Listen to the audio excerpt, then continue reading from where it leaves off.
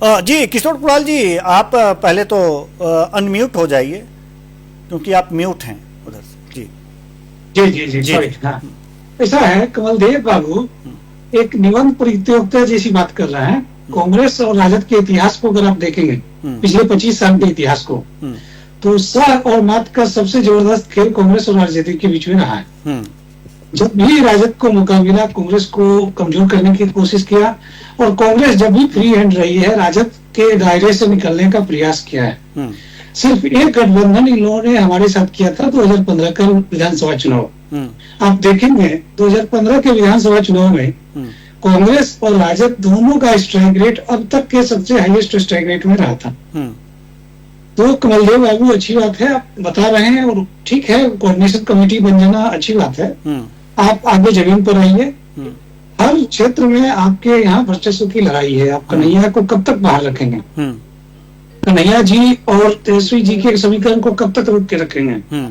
ये चलेगा, लगातार चलेगा। लेफ्ट के लोग दुखी हैं। आप स्ट्राइक रेट की बात कर रहे हैं, तो हम ग्राफिक्स के माध्यम से हम पहले दर्शकों को ये भी दिखा दें कि स्ट्राइक रेट 2020 का क्या है महागठबंधन का। तो हम चाहेंगे पीसीआर से कि ये स्ट्राइक रेट जरूर चला दीजिए कि क्या है स्ट्राइक रेट, चूंकि स्ट्राइक रेट की बात हो रही थी 2020 में महागठबंधन का स्ट्राइक रेट क्या था। तो आरजेडी 52.08% और कांग्रेस 27.14%, सीपीआई 33 कांग्रेस से ज्यादा 33.33%, सीपीएम 50% और सीपीआईएमएल 63.16% के स्ट्राइक रेट में जीत हासिल की है। यानी कि सबसे ज्यादा सीपीआईएमएल का स्ट्राइक रेट यहां पर रहा है। हम ग्राफिक्स के माध्यम से ये जो ग्राफ कॉलम ग्राफ है, इसमें कॉलम में सीपीआईएमएल सबसे ज्यादा है। जी, अब अपने मेहमानों की तरफ लौट रहे हैं। जी देवेंद्र जी, मेरा कहना था कि गठबंधन चलाने के लिए स्पष्ट नीति और स्पष्ट नेतृत्व की जरूरत होती है। यहाँ पे नीति और नेतृत्व दोनों में अस्पष्टता है। इस चीज को आप शुरू से देख सकेंगे, आगे भी आपको देखने को मिलेगा। जैसे आज की बैठक की बात, मैंने प्रेस कॉन्फ्रेंस का ही उदाहरण दिया।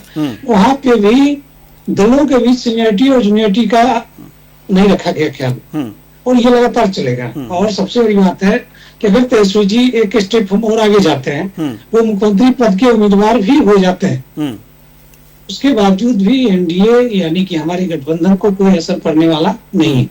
हम लोग भारी मतों से चुनाव जीतने वाले हैं, और अगली सरकार 2025 से 30 फिर से नीतीश के नारा को फिर से साकार करने वाले हैं। जी जी बिल्कुल, यानी कि आपके अनुसार कोई फर्क पड़ने वाला नहीं है। इससे पहले कि हम अमित जी के पास आए, मनोज जी के पास आए, हम पुनः कमल देव नारायण जी के पास आना चाहेंगे। स्ट्राइक रेट की बात हो रही है, हम चाहेंगे एक बार फिर स्ट्राइक रेट दिखाया जाए। इसमें सबसे ज़्यादा स्ट्राइक रेट हमने जो देखा है 2020 का, वो सीपीआईएमएल का है। यानी कि 19 जो सीटें उन्हें दी गई थी, उनमें जीतने का प्रतिशत सबसे ज़्यादा है।